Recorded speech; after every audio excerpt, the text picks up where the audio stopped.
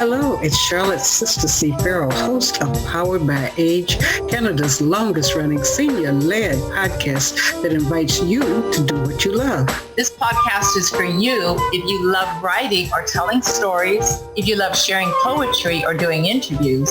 This podcast is for you if you love working on ways to create age-friendly cities. This podcast is for you if you love learning how to tame technology and get more out of virtual events, if you love finding more ways to share your heritage or traditions. If you love any of these things, you can go beyond listening and join our weekly podcast group. Simply email pbaafc@gmail.com and put your name in the subject line. Powered by Age is sponsored by the Government of Canada, New Horizons Grant, the 411 Senior Center Society, and G&F Financial Group. Well, good afternoon and welcome to Powered by Age, Canada's longest-running senior-led podcast. I'm Charlotte Ferrell, the host, and I want to acknowledge that our program and our project takes place on the unceded territories of the Musqueam, Tsleil-Waututh, and Squamish nations. And today we are going to be talking a little bit beyond what it means when we just say that we acknowledge these things, but some of the words that we've heard in the news, the terrible news that we've heard about more children's bodies being found. We're going to have an activity where we look at a few words or terms that we've heard, but even more so because if you're like me, we're feeling a little bit just overwrought with that news. What does it mean in a country like Canada where we so much valued freedoms and where we looked at around the world as being a peaceful country? How does this rest? What's the responsibility for us? What things can we do? So that's going to be part of our discussion today. We also have music. We have music from Indigenous artists. And with music, we've been integrating music in different ways with our podcast. One is just to have a time to move.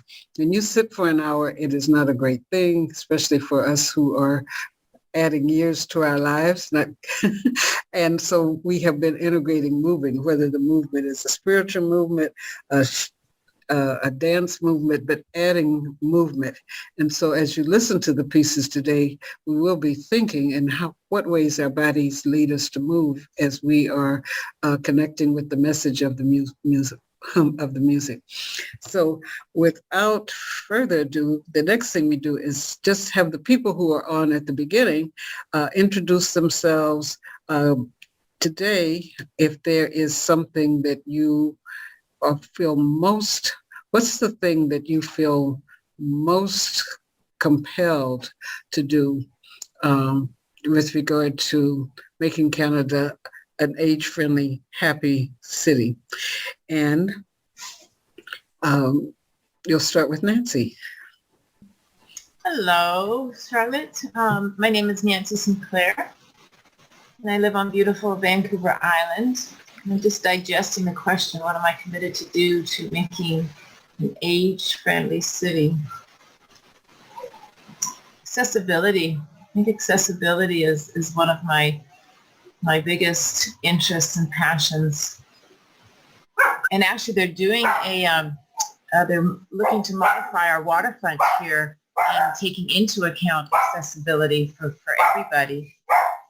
Pardon me for my little puppy that's barking in the background. I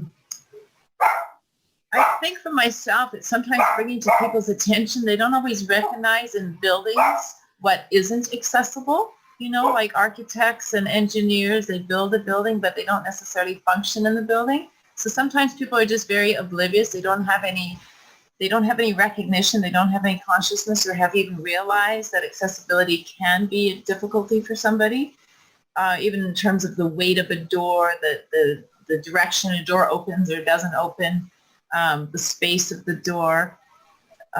Just the ease of which you're accessing a space, an office space, or there are just so many different components. Sometimes they just, hills. I see lots of hills where parking lots, they'll have a slope. So I think it's bringing it to people's attention that can do something to make the changes. So that's my commitment.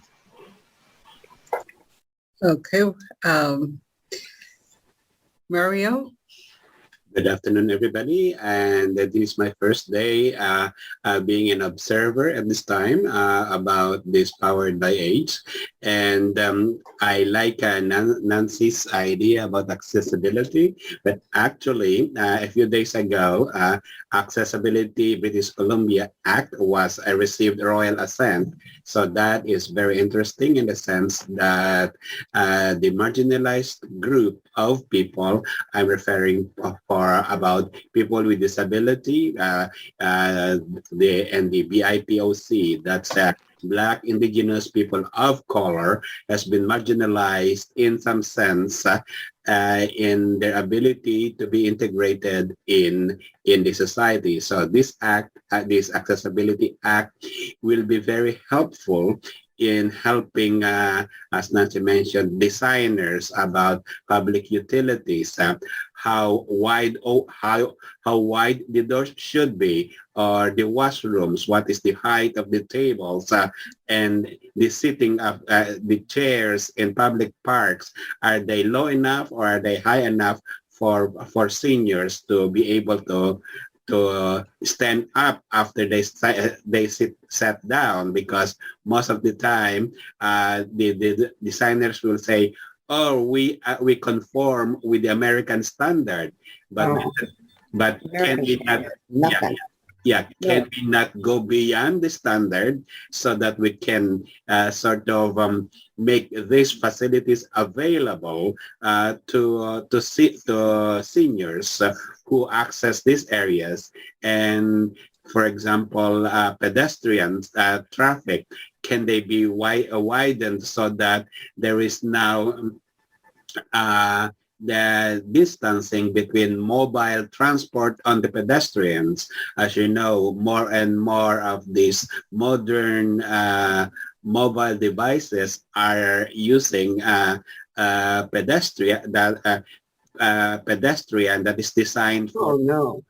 So you see those skateboards, motorized vehicles using the pedestrians. So how can we as seniors help the city design these facilities? And actually, if you live in certain municipalities, they have special groups of advocacy group that help them design. I live in Burnaby, so we have a Burnaby Access Advisory Council composed of seniors, outreach societies, and people with disabilities like the hearing and sight impaired that helps them. And also TransLink has the TUAC, that's TransLink Universal Access Council, that composed of staff and members from the public that critique facilities. So it's important that seniors be involved with these projects. And I'll start from there. Thank you. Okay. Neall.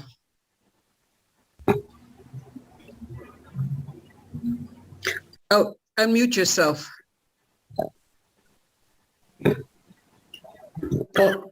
Can't hear. Yes. Can't hear. Here we are. Yes, Gail. Hi, Gail. Hi. Well, beautiful, beautiful day today. Just absolutely gorgeous. I was out there this morning at 7 o'clock feeding my crows. What they're talking about. 4 crows this morning following me as I walked. So beautiful day. And I don't think there's very much can be done to improve in the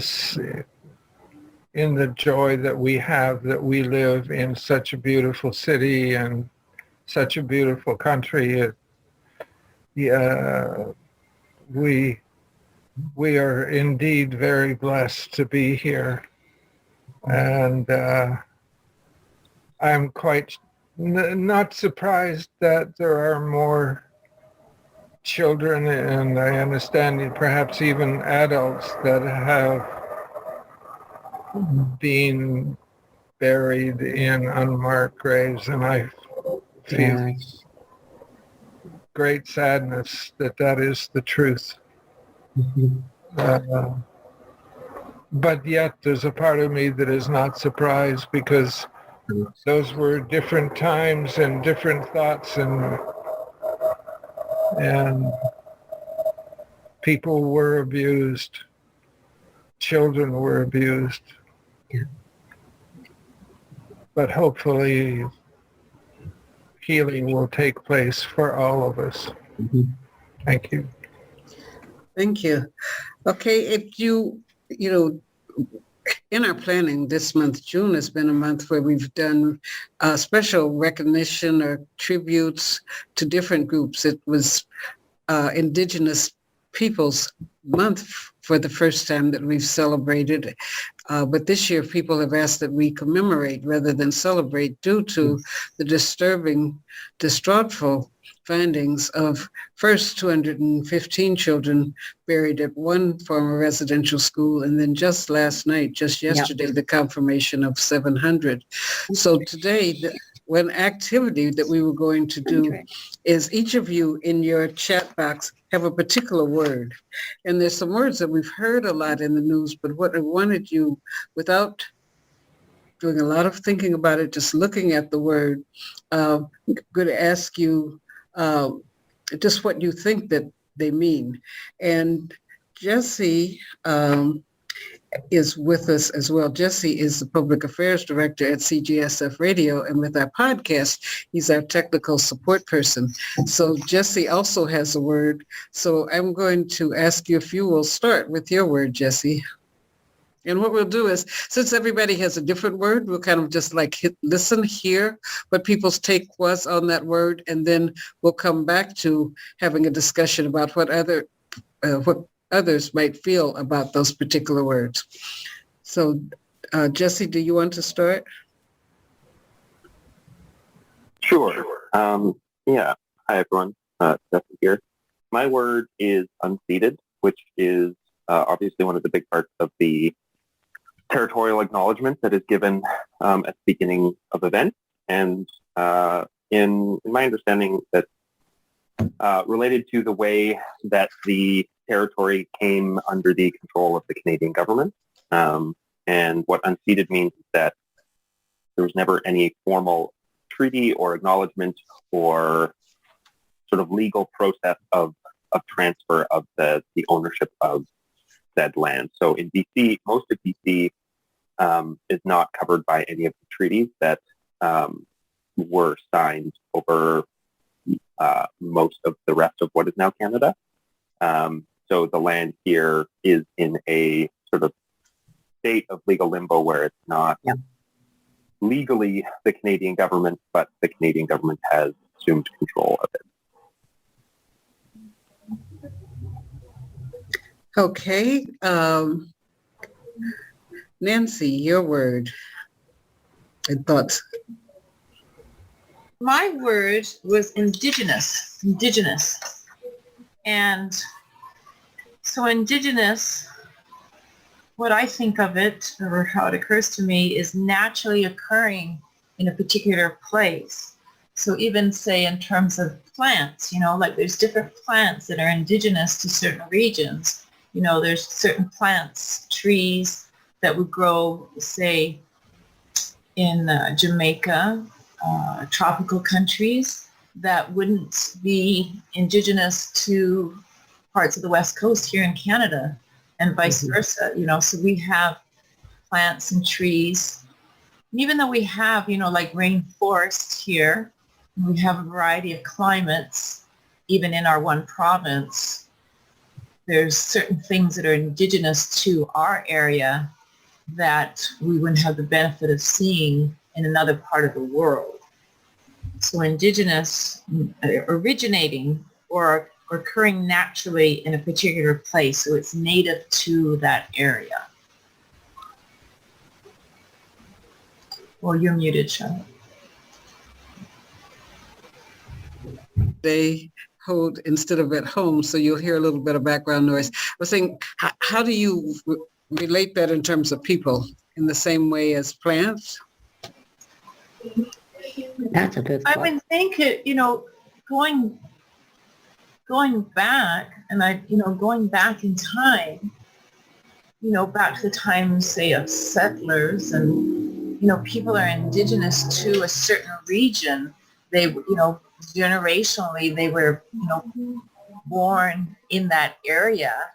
Their families have stayed in that area, and so the people themselves perhaps are indigenous to that area. That's where they originated from, and their families have grown and lived, and generationally, like I say, they just continue to come from that area. So I would say perhaps certain cultures, certain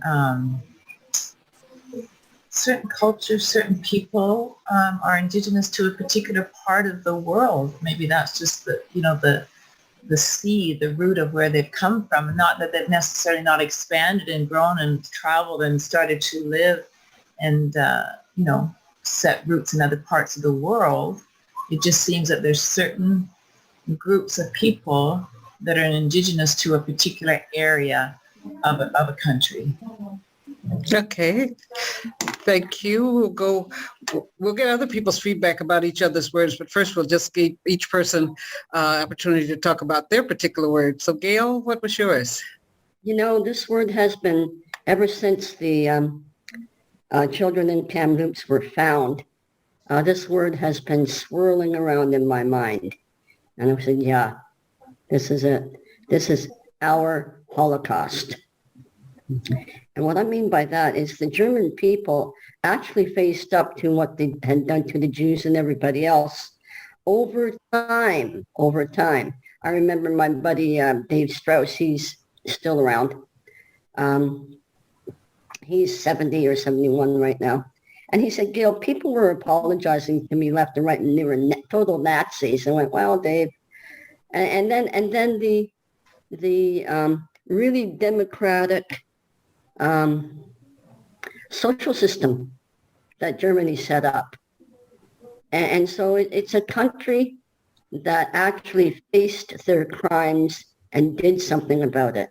And I think we are a country that are facing our crimes and slowly but surely are doing something about it. Me, I'm a settler. The Ukrainian side came here. Well, there's people in this room whose people got here before mine did.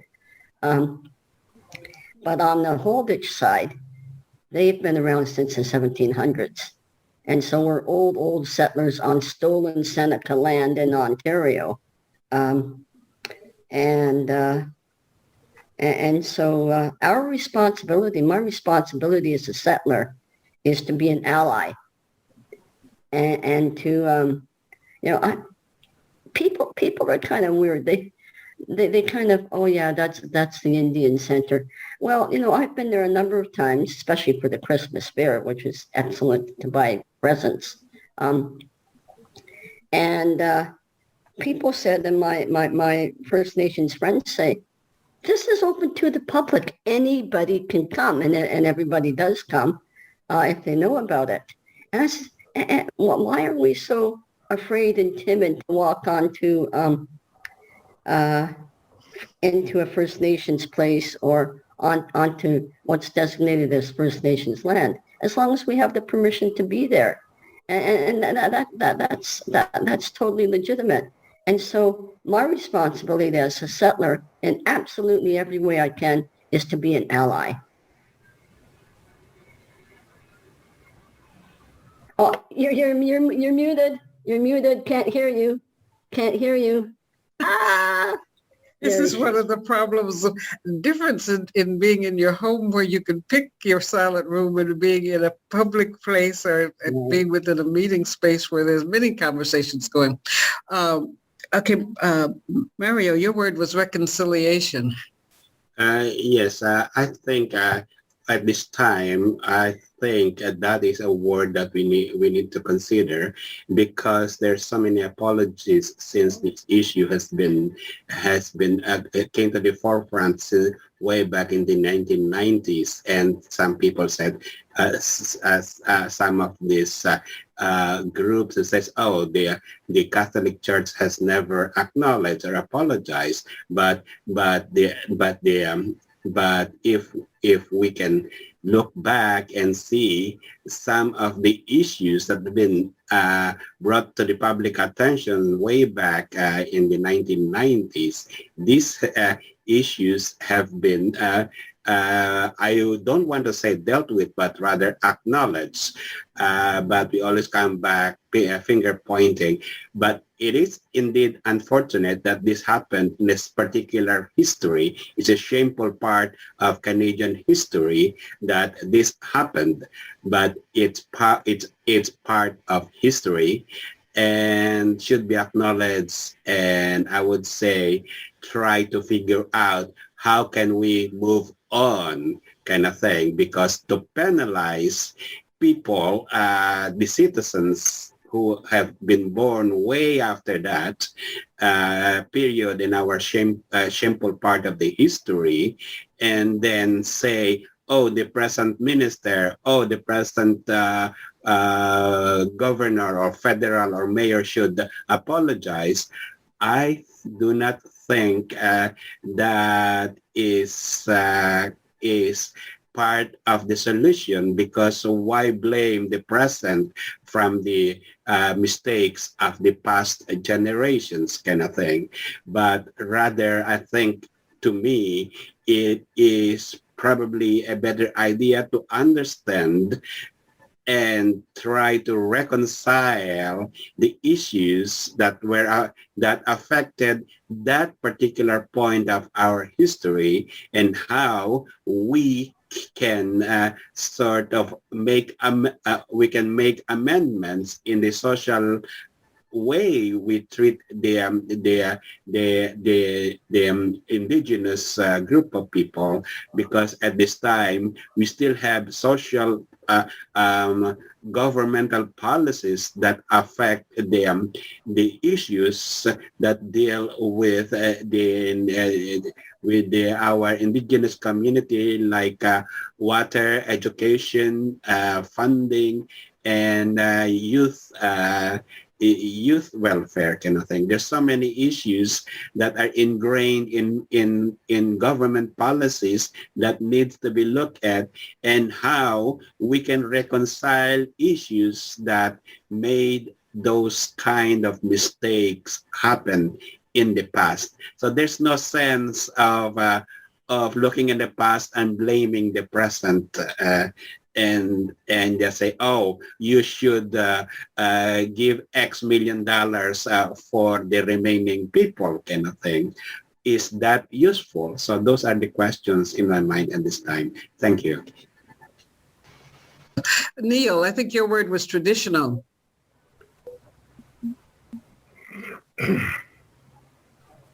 You know, for thousands and thousands of years, we grow ever so slowly. And everything changes over time, little by little. And we've come to a place where we need to acknowledge that we are changing. We're part of the entropy of the world, that is, that this now acknowledge that we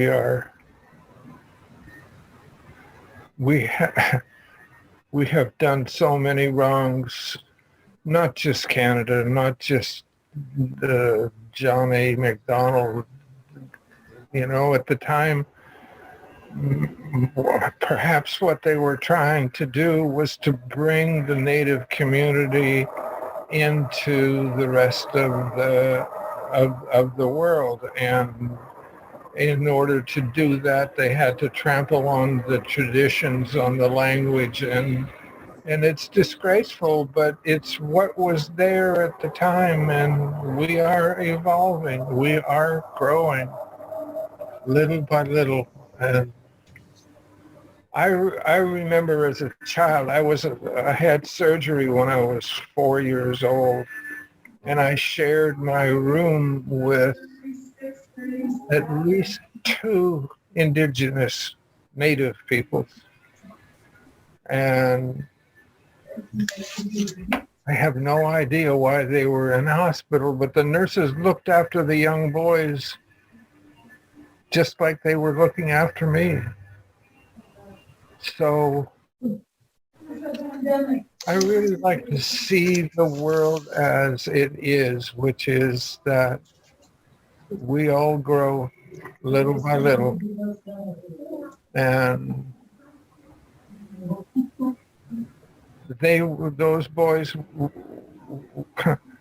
they were in the same predicament that I was in, which is, I'm sorry, I was 4 years old. I don't remember what was the problem, but there were 2 young boys. They maybe had mumps or something. I really don't know.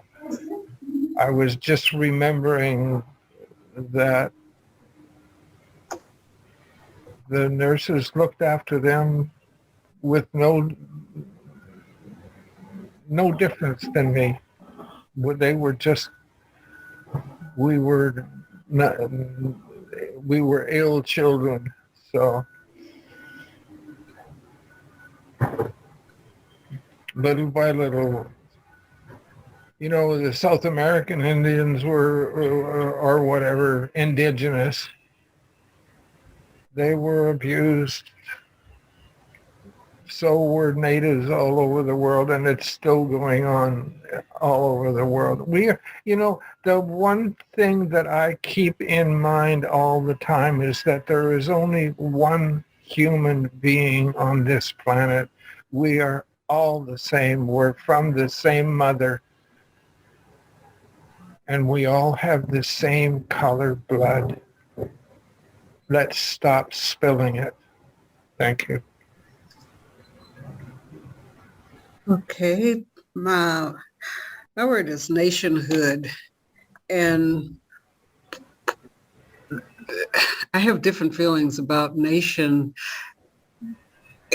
as it is with respect to indigenous people.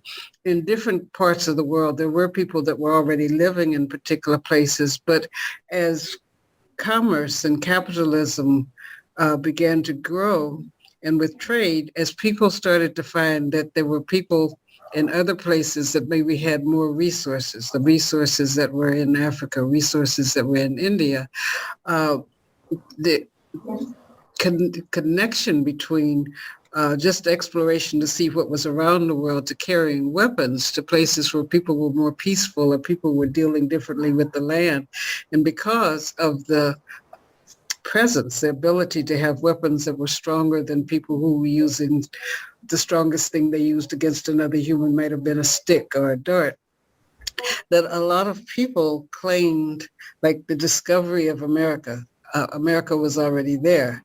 The discovery of China, discovery of Canada, it was already here. So a lot of the problems that we have is that at different points where there have been different countries that have been part of their nature was to be in control of the world, where they said the sun never set on the Roman Empire, the sun never set on the British Empire.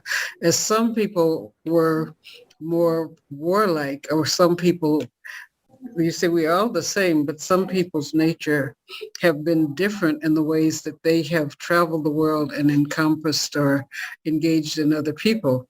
So in these 2 countries that are very close together, Canada and America, there was a similar experience of people who were already here, and people who had nations, people who had lands, and people had ways of interacting with each other. But with the explorers coming in and saying, oh, we found this great land. They had their trips where had been financed through England, financed through Portugal, financed by to a number of European countries. They put down their flame and claimed nationhood within things that were already nations. And so where Mario has said, in some part, forgiving the past, and not saying, well, we need to give something to those people whose lands were taken, I don't totally agree with, because nations already existed, and that we do have to come to some point where we recognize, there's a part of the Caribbean where the river is called the Rouge River, and it's Rouge River because people were put to death if they didn't accept the faith. So I think that we have to acknowledge and what's causing a lot of emotional crisis for people is part of their religions, like within people who are within the Catholic Church, people within the churches that operated the residential schools. Some of the people now are very horrified that people allowed children to be tortured, or children, some people, speaking of, that were survivors of the residential schools, drugged down steps or put into cold water to make them not use their language, to make them forget everything about their nation. And so whether that is human progress, to force people that were in one nation to accept the dress, the language, the norms, the food of another, I think is a gross violation. And it's one of the things now that these rights of nationhood that existed, and the people that are here now, like there are people saying, we didn't did it. We didn't do it. We weren't the ones. It was those people way back there. But it's continued now. It has had an impact. When we look at the numbers of people within North America, the difference in health, the difference in economic status, the numbers of people that are homeless, as people have interviewed some of the Indigenous people who have been having prayer meetings, who've been having ceremonies to mourn the dead, asking them what did they feel. It's that, yes, now there does have to be a reconciliation that and so that nationhood, I think, for we entitle and we feel that this nation belongs to us now, the present people. We're the people that may be the citizen card-carrying citizens of Canada, card-carrying citizens of America. We say with words, we acknowledge that our work occurs every place. Some people have said we need to just stop saying that, because to say we acknowledge that we are on the unceded territories of a particular people, but at the same time refuse to help rebalance what was taken away from the people who lived here before. It is not, it's not just, it's not proper. And things will continue to happen to bring about a lot of agony as the way that people perceive the nation. I mean, two nations I know about. I know about the nation of America. I know about the nation of Canada. I left the nation of I didn't become I'm still a citizen fighting for certain rights there. But it was because of conflicts between creed and reality.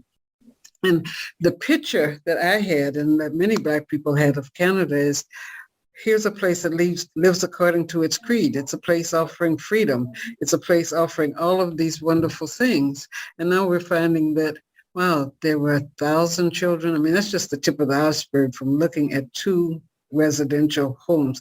1,000 children who were killed, 1,000 kids who died with their parents ever knowing what happened to them, 1,000 families who just don't have any connection to those children, and then the children who are in their 60s, 70s now, who were in those schools, and bringing up a fresh wave of grief. The hotlines have had a 292% increase in crisis, with people having this emotional break, because there's such a conflict between our creed and what we say in reality. So that's kind of my sense of nationhood is, yeah, we've got a nation, but if this nation is sitting on top of what was already a nation, then we can look at how do we go forward? How do we really make the reconciliation real so that we can be whole? And so that whatever forgiveness, whatever needs to be done, let's look at what are we committed to do? What can we do to bring about this reconciliation and comfort? Because right now, I'm sure that as news is going on, there's some people saying, "Oh, look at you, Canada! You said you were so great. And look at this." There are people mocking Canada. China has asked the UN to look at and trying Canada or investigating them for high crimes. So it's put us in a kind of a jelly position. And so when we do have this need to reconcile what is our nation, this new nation, as it sits on top of other nations, what can we do to bring about peace? What can we do to bring about a wholeness? So I will stop talking because there are different points that people might have of what other people said about their words, what you think about them, and what you think we can do going forward. Gail, you were shaking your head. Unmute you. Oh, you have to unmute yourself. You're still muted. My computer's going wacky on me. I'm sorry, Charlotte. I was listening to you very carefully, but I had to answer a call of nature when you introduced your word. So your word is? Nationhood. Nationhood. Well, I just find that very intriguing that,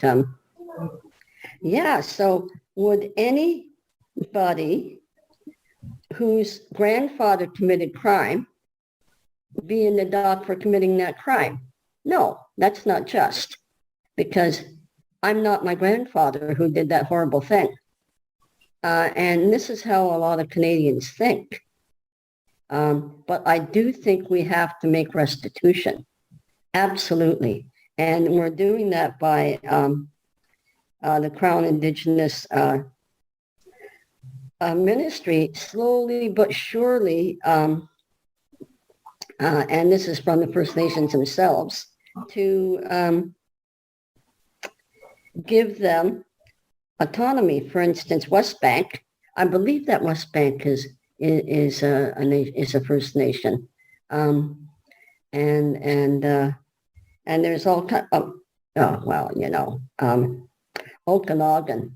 They've been a First Nation for a long time. They've done their own affairs, and they're fantastic. I remember in the 1990s and the early 90s, walking through the band office, and there was all these young guys at computers, and I went, "Whoa, this is cool." And so what the Okanagan do is they make it their mission to go around to other First Nations who want to get independence from the Indian Act and show them how to do it. And they're fantastic people. And I've worked with them, et cetera, et cetera. And so what I think is that, no, I don't think that we should be hung up because John A. Macdonald was drunk and a racist and passed a very cruel act even for that time, right? That's not our fault. He was seen as the father of Canada, and I always disrespected him. I listened to my Native friends. But should we be hung, drawn, and quartered? No. But what we should do is make restitution, not pour millions of dollars into whatever, but to help First Nations find out who find out if they have any bodies. And, I've had a lot of respect for the Sisters of St. Anne. And I went, oh God, this is happening in Sister St. Anne Residential School. Because I went to their retreats and that they're very cool, radical people. And they were the first ones saying, yeah, we're going to make restitution. This is so gross. And this is what our sisters did 100 years ago. And that's not us. That's the point. The people of 100 years ago are not us. We've learned.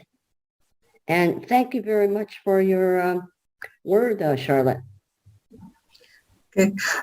Jesse, some words have come up that, again, relate to treaties or relate to nations. You had some bullet points about some of the words. Are you able to share those? Oh, he's muted. Jesse, you're muted. Yeah, I got it. Sorry, I'm on my phone, so it takes me a little longer to mute. Charlotte, are you talking about the terminology that? Yes, because we've said First Nations treaty. In fact, since the enumerator came around and they asked me of my Indigenous relationship, whether it was First Nations treaty, Aboriginal, people don't have a good sense of what those mean. Sure. Well, I think it's part of the reason is that it's complicated and not everyone has the same relationship to the terminology, person to person and nation to nation and all of that. I think there are terms like Indian, which are generally outdated and generally considered offensive, but there are also some Indigenous people who use that term themselves. Particular, that seems to be more common south of the border in the United States. But generally, when approaching terminology, you should be as specific as possible. If you can say that someone is a member of the Tsleil-Waututh Nation, as opposed to are they Indigenous or are they First Nation, etc., that's generally better. But a lot of these terms are also tied up in sort of legislation, like I believe Gail mentioned the Indian Act, and because that document was written a long time ago when that was the word that was used, a lot of the terms like status Indian or non-status Indian or treaty Indian they're all legal terms that when you're dealing in the legal framework, it's appropriate to use. But generally, the sort of rule of thumb, because also like First Nation is also sort of the quote unquote official term when it comes to government work and things. But the sort of current consensus these days is to be, if possible, like to be as specific as possible to name, because, not every, an Indigenous person from the Tsleil-Waututh band is going to be very different from an Algonquin person, right? So just to be as specific as possible. And if you don't know, then Indigenous for terminology. Does that answer your question?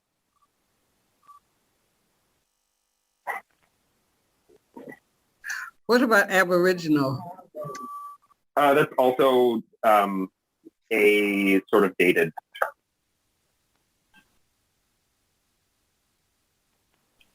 Okay, so part of what it's important. I'm sorry, this building that the 411 Center is in is under construction. So there's someone sawing on the other side. I thought this boardroom would be nice and quiet, but somewhere on the other side, they're renovating something. So I mute myself to take out the saw. Having conversations, as we were talking and approaching different people about speaking, not only for Indigenous Heritage Month, but for Asian Heritage,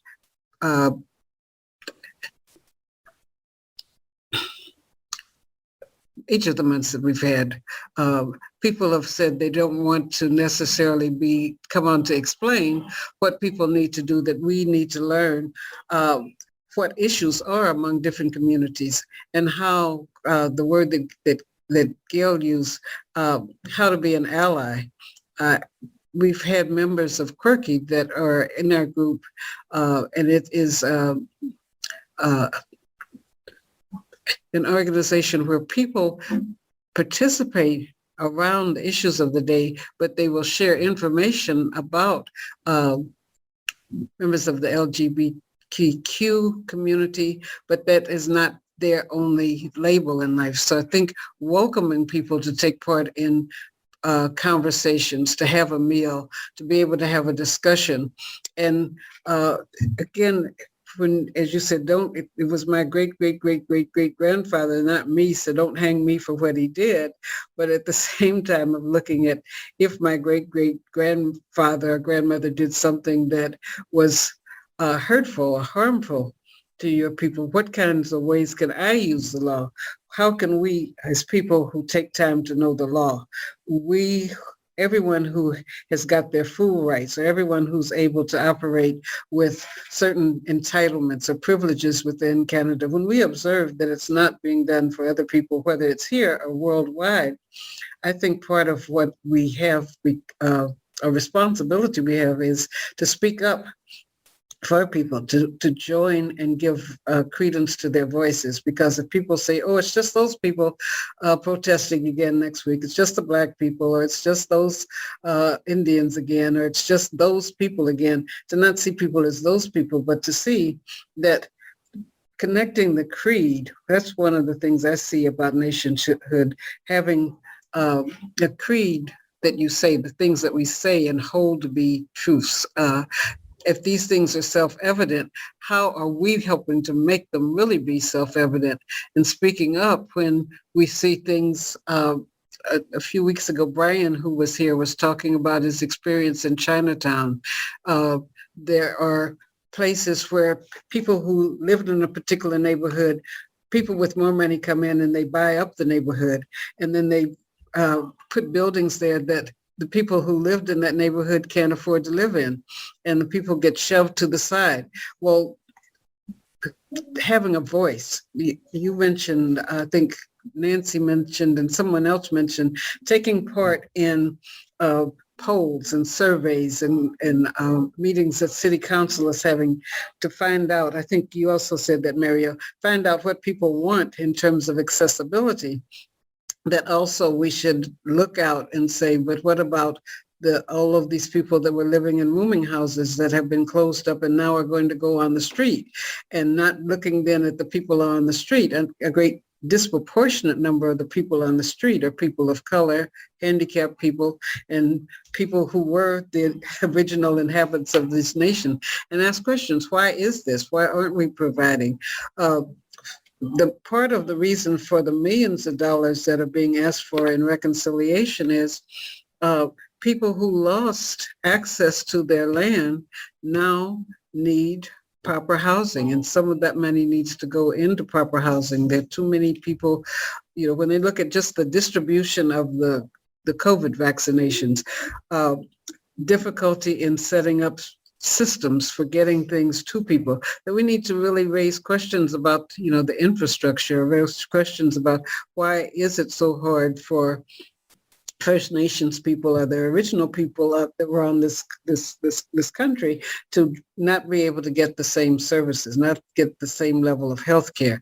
That lending our voices, there are so many reports. There's the red, there's a report about missing and murdered Indigenous women. There's a report about numbers of things that have been presented to legislative bodies, but it's only those people protesting. I think that's where within nationhood, and there within our spiritual beliefs or our beliefs as being better people, that one of the things is not making the people who have been taken advantage of be the only voices, be alone when they go to court, be alone when they go to counseling, or be alone when they are sitting in a medical center and somebody is mistreating them. So what do you think from the perspectives we have within our group, Mario? We have some people that are poets, some are writers. What are ways that you see that we could use those skills we have to help bring about a reality to the creed that this is a free country where everybody is welcome and everybody can, grow and have a wonderful life? What are ways that we could use our talents to make that a reality? Thank you. first, I would like to take exemption to what you said about the people in the disadvantaged area, because during the pandemic, the first thing that the government, the provincial government did was give priority to the people in downtown East Side for vaccination. They were the first ones who were given vaccination, and this is one of the things that made BC successful, is preventing this group of people from further from being infected with the illness. So that was a great issue that was addressed by the present medical Dr. Henry and the provincial government. So that is, I believe, one of the better things that the government has done for the homeless, the indigenous, and people of color, because as you have mentioned, these people in the downtown East Side is composed of mostly by this mentioned group. I also would like to point out that we have a tendency to put people in pedestals, like we say, Canada is here and this is the model and we are supposed to be doing this, doing that. But putting people, governments or governments or countries in a pedestal, or putting people in a pedestal, will make them, it will make these people so inaccessible. What I mean by that is we put people in such a high state that nobody can live up to those ideals. So I like to commend Gail with what she said about why punish the great-great-great-grandchildren for the sins of their grandparents. So I think that is a valid observation. And instead of restitution by paying millions of dollars, as I mentioned before, what Gail has mentioned about making amendments, making amenities that would help these people, would probably a better way of spending our resources. And what does the great-great-grandchildren can do to make amendments? I believe participating, volunteering in these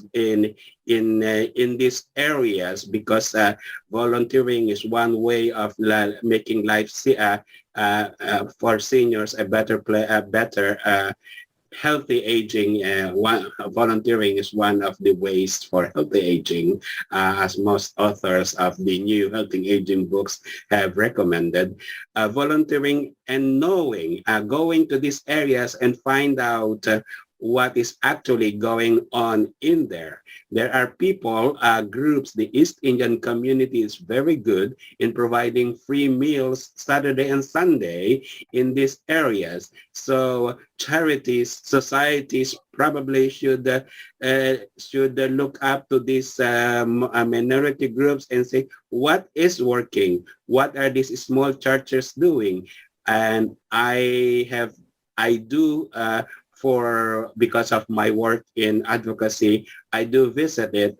This down the corner of Main and Hastings Street, and occasionally I will find individuals with huge containers of soup and plain bread ladling up these things, and I see trucks, little vans with pizza or some native or whatever food that they buy in bulk and distribute to these people. And I also work with different organizations to help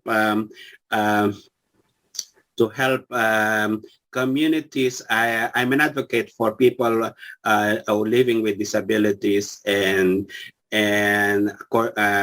whether it's transportation, public amenities, or whatever they need for advocates. I am there to give a voice from the point of view of people living with disabilities. I hope that answers your question. You're welcome to ask additional questions if you wish. No, I think the advocacy is really needed. You know, their advocacy in the family court. We've had people who've discussed the fact that still some people are calling the foster care system the new residential school system, because a disproportionate number of Indigenous people's children get taken, and that they need advocates, sometimes mothers of not just within Indigenous people, but we've heard refugees. Last week we had a speaker who was a refugee, and it's something that happens when people are trying to get established.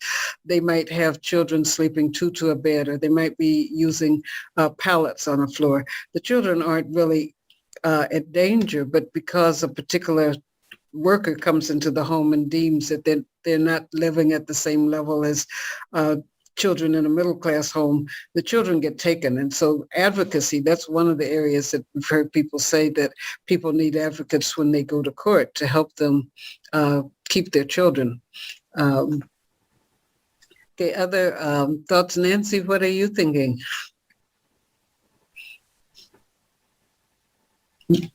Unmute.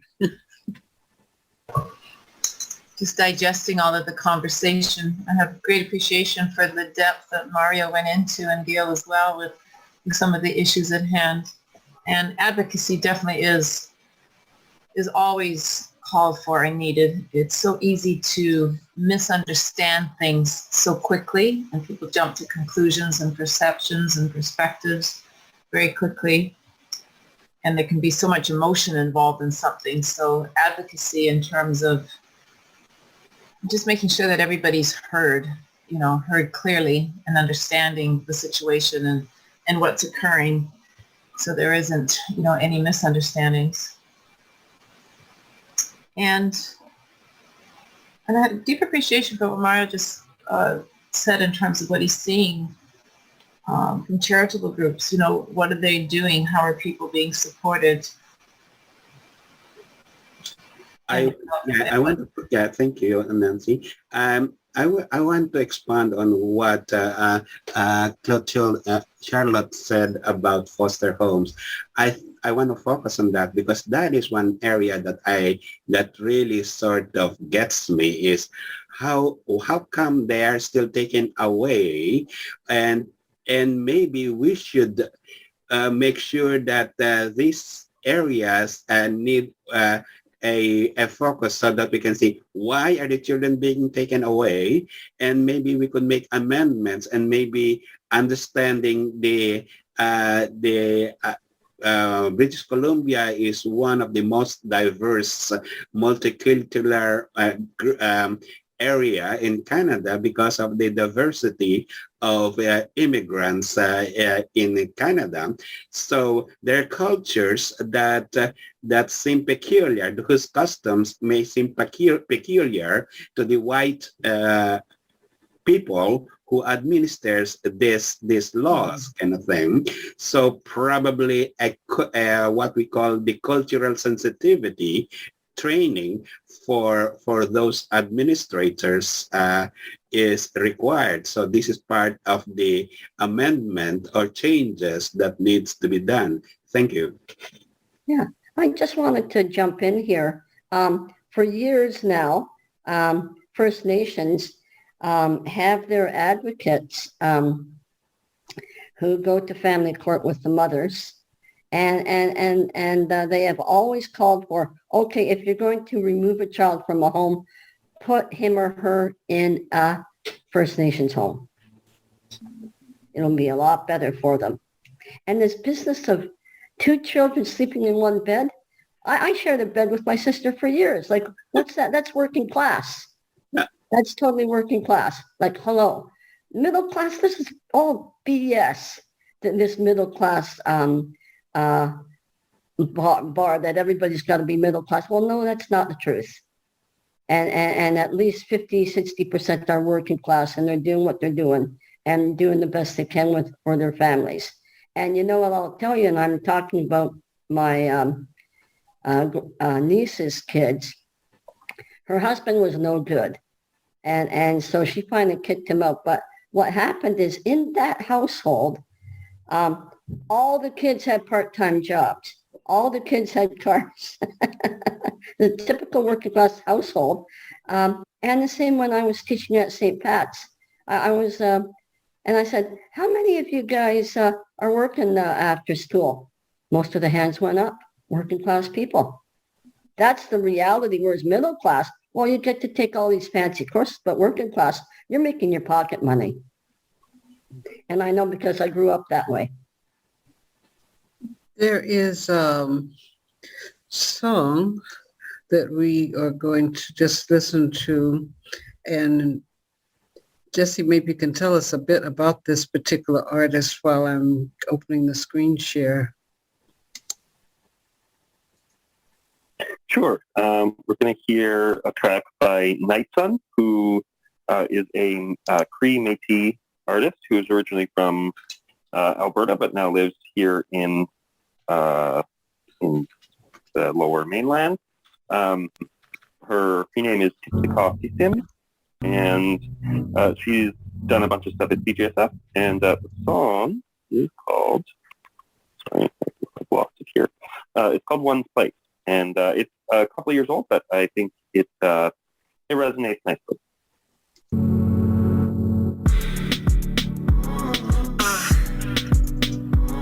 Yeah, it's night sun. Cremating, yeah, duality. This is my reality. Why is the unknown always made the enemy? I'm glad we've evolved or else I'd be accused of heresy. It's not about the teacher, but about the teaching. Shit, I'm not scared to talk about my values and beliefs and my frustrations with our tirade as humanity. History doesn't repeat itself, but it rhymes. Still creators, children living in different times. It's not the world, it's humanity that chooses not to believe in magic. It's the world still remembers, but humans can't stand it. How sad and tragic Mother Earth has come to be. She loves us all and would rather not to keep us free. For that is her duty that Creator made a promise to keep, so that we may stay eternal and have the land provide us with what we need. Yet like Mother Earth, femininity is abused. Human ego has separated itself from this beautiful truth. From this beautiful truth. From this beautiful truth. Once you tell a woman to know her place, she will discover she is one with time and space. Once you tell a woman to know her place, she will discover she is one with time and space. Once you tell a woman to know her place, she will discover she is one with time and space. Once you tell a woman to know her place, she will discover she is one with time and space. Yes, spirit is both femme and masculine. Your body is just a vessel. There is a battle between self and ego within. Yet we must forgive ourselves before we must forgive them, and bring back the blessings of what it means to stay true. Embrace your being, for you are sacred too. Creator's beloved muse, and always remember we were never meant to own land, but to be grateful for this earth on which we presently stand. It's funny how life doesn't turn out as we initially planned, and now I understand I live in a way that is more than enough. I'm grateful for the fact that my journey is making me tough, but don't get me wrong, I'm not a bitch. I'm actually quite nice. Just don't be a dick, be a better you, or I don't want any part of it. I don't want any part of it. Yeah, I don't want any part of it. Once you tell a woman to know her place, she will discover she is one with time and space. Once you tell a woman to know her place, she will discover she is one with time and space. Once you tell the woman to know her place, she will discover she is one with time and space. Once you tell a woman to know her place, she will discover she is one with time and space. I believe in God, I believe she exists. This ain't just talk, but a neurological twist of my subconscious. I'd like to share all of my knowledge, cause these burdens aren't just mine to acknowledge. We are the bullish, focused on healing through our lyrics. It's our responsibility to uphold this. We are teachers as much as we are students. We are the seeds that grow to be what we wish to see in our community. You are the key, and this may sound crazy, but you create your own destiny. Your sense of self is the core of it all. Your free will proves that it's you that must make that call and rise above it. Learn to love it. Growth is an eternal struggle, might as well learn to fund it. And don't worry, creative brings abundance. You will see, baby girl, it's all a part of life's sacred dance. Of life's sacred dance. Of life's sacred dance. Discovery Sim, yeah, East Prairie, Treaty 8,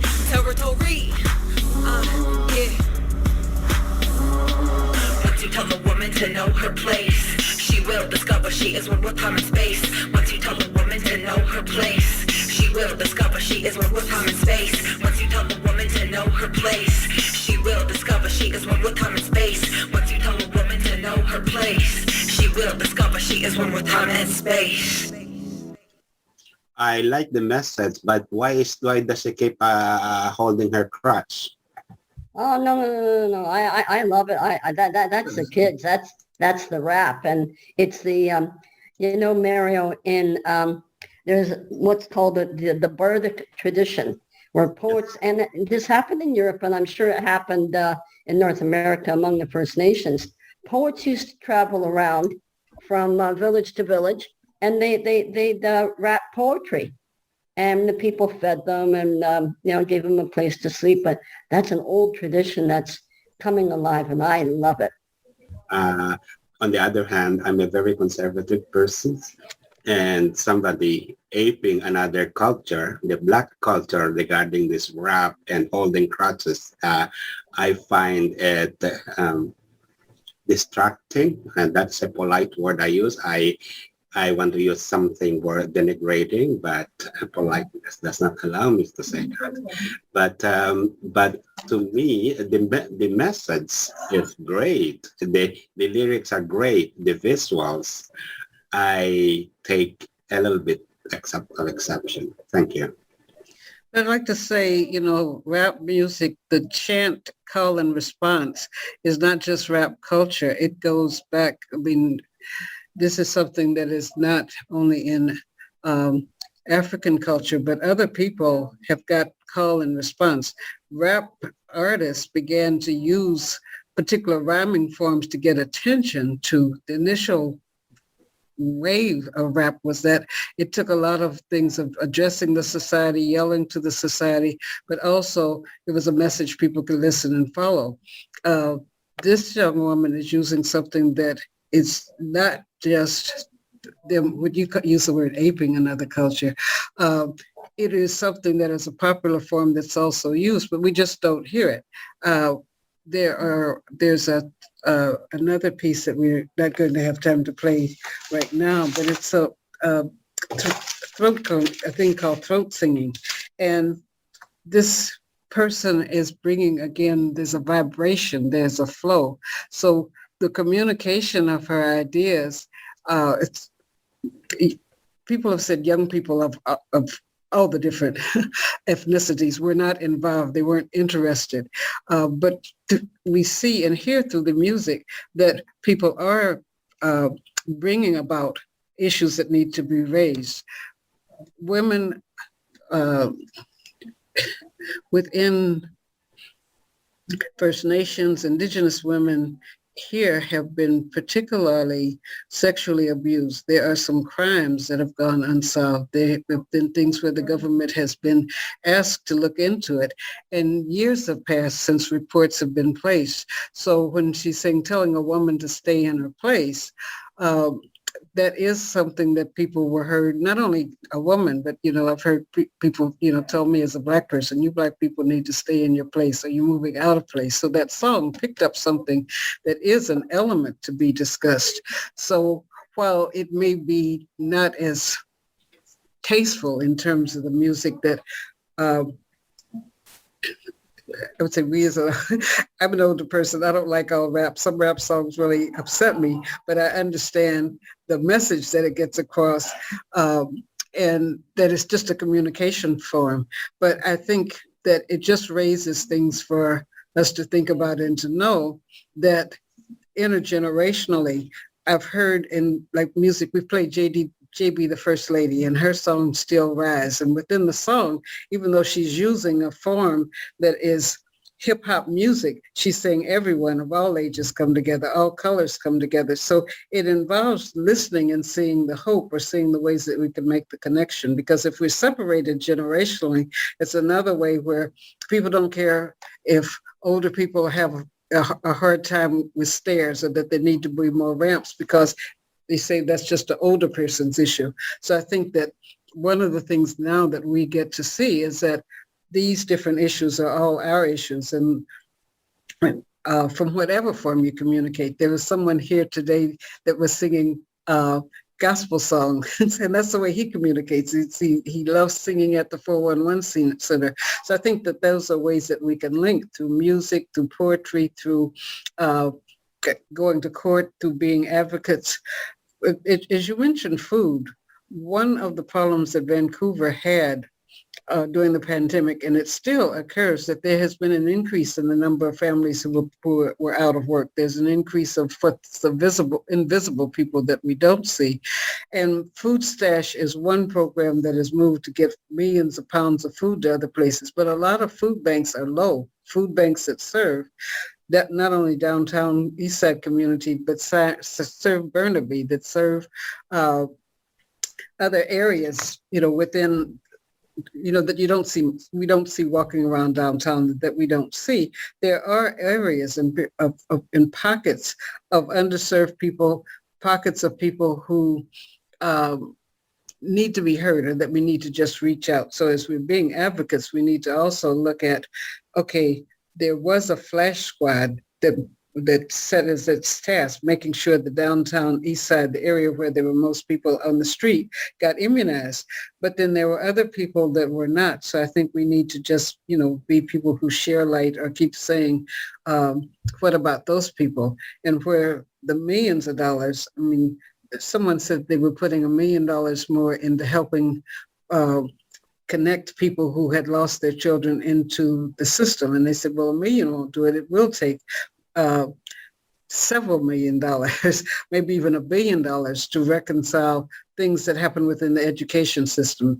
There are young people that we've talked with from a number of different communities that say there's nothing in the Canadian textbooks about the contributions of people from India, Pakistan, China, Africa, all the spaces that have helped put Canada at this level now, where we've got the level of technology. And so that the textbooks, some of the money that people are demanding be spent to really make new textbooks, make new audiobooks. It takes a long time to write a book, but we have people who know these histories that have been left out. And there's a push to spend some money into making it right, because with the history not being there, then people don't have the appreciation that all this, as you mentioned, this is a very international city, but people don't know about how their people have connected. So it's another thing that just makes us. So in an ideal community, that we look at not just, it's so much money, but what can the money do to bring about harmony? What can money do to close the gap that exists between what people have contributed to Canada, what people have the ability to do, instead of people just saying, those people are good for this thing, or these people are good for that, or these people are good for the railroad, or these people are good for packing, but to really see all of the richness that's there. And that takes money. It's not, like you said, not just hand people, packets of money, but really put money into things that will reconcile some of the differences and reconcile some of the harm that was done by just taking over people's land and property and, moving forth without moving them ahead. And also, in the meantime, while they're hunting around for money, every school has an internet connection. And every First Nation that I know has a web page. And they can start there. As an old teacher, that's what you do if you don't have resources. You hunt around. I think this is what, thank you, Charlotte, because this is exactly what I am aiming when I said we need to make changes and amendments instead of giving 500,000 to individuals. Why not create policies like what you mentioned about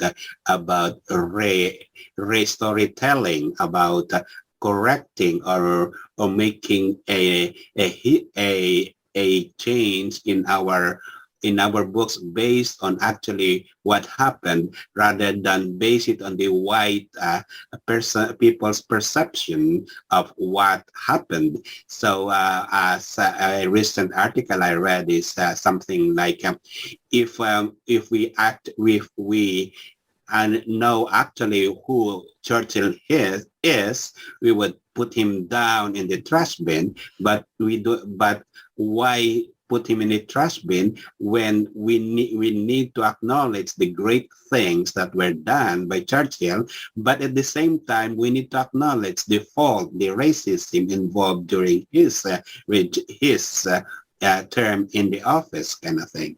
In other words, rewrite in the history in the context of the participation of the indigenous community in Canada, and how they contributed to the growth of Canada as a nation, as a country. Thank you. Yeah. I think what you all have said and done is indicative of what we need to do, is to be able to have conversations. We have seen examples of what happened in a neighboring country when one person just released the trash bin of unkind conversations, unkind communications with people, that we can look at what's the commonality between words? What are the differences in the ways that we experience things, and have peaceful, productive conversations? That Canada Day is coming up, and there are some people saying we should cancel Canada Day. There are other people yelling that it's ridiculous. But I think that one of the things that this podcast has shown, that it's possible to have different views about things, and from the differences in views, we get inspirations or thoughts of what things we can do together. Because together is where we have hope, and together is where our future can grow and be different from the things.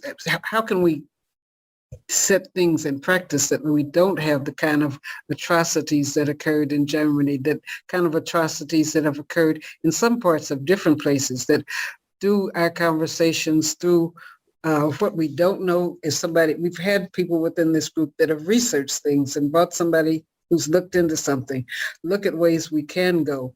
And the reservoir of information and experiences that we have as older people, that we can share that. We have a lot to draw on. It's not like every one of you is very intelligent. Everyone has had experiences that we can bring to the table when people are saying, what can I do? What can we, there's nothing we can do. You each of it, express things that we can do. So that is one of the stories that will continue with Powered by Age. We had about 20 topics last year that we looked at that we want to talk to you about in sending out and in preparing for July. Nansey, Jesse, and I in particular will be sending polls to find out, what do you want to learn? What do you want to talk about? What do you want to do? Some of the people that have just about 6 people from 411 who wrote an email that they want to join. There are different things that they want to present. So we're very much looking for you to know, what are some things that you would like to see us do, discuss? What are some things that you might want to, if you've written? Neall has written and almost every week shared a poem that related to the topic of the day. Gail has interviewed people. So you are very welcome, Maria. We want to learn what things you're interested in and just involve you in this process that we have of growing and glowing together and working to make a world that works for everyone. Yeah, Neall, I just wanted to tell you that I pray for you every day. Well, that's nice of you, or more than nice. It's very gracious of you, but my wound has healed over, and I'm recovering nicely. Thank you very much, and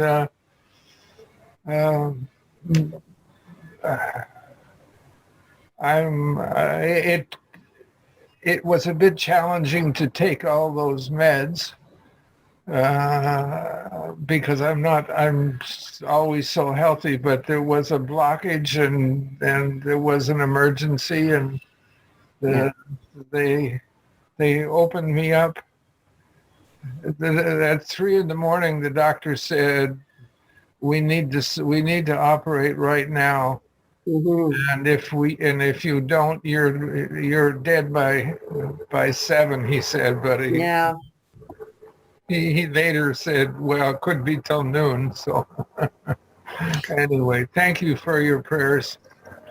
And that's Okay, a you're good welcome. thing that's happened within this group because we've prayed for Gail and we have some people that have asked to be in communication with each other and have encouraged each other with treatments for cancer, treatments for a number of things. So that's something else, Maria, where someone was here today saying, oh, I'm sick of Zoom. I just want to be able to meet and talk with people. But people have, aside from the meeting, made an arrangement to meet each other and have coffee or have tea or work on things. So those are all of the things that we are merging and working on, continuing and growing within the Powered by Age.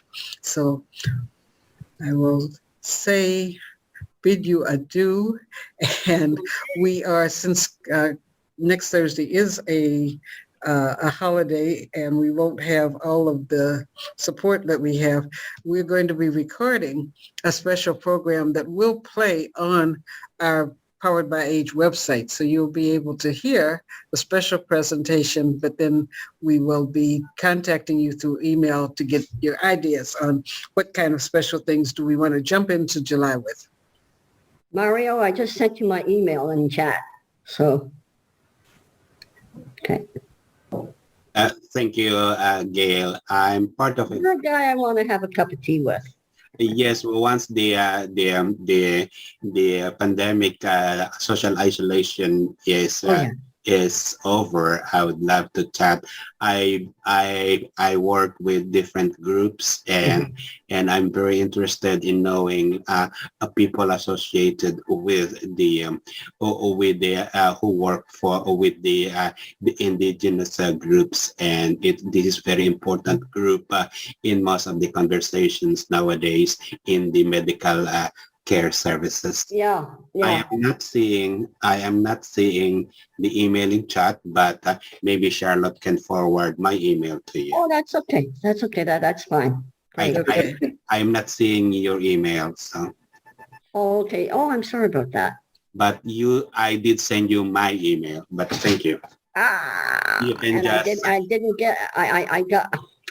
It says difficulty, so I'm wondering something is wrong with the chat today because it's saying difficulty in sending your message. I'm seeing it, but I don't think you're seeing it. Okay. Well, Jesse will help me Anyway, figure a way to send it to you. Okay. We'll get it. Hey, Charlotte, please send my email to Gail if you don't mind. Okay. Yeah, that's great. Yeah, thank you. Right. Neall, okay. Have a good one, guy. Jesse, thank you for your participation. Have a good afternoon, everybody. Yeah, same to you.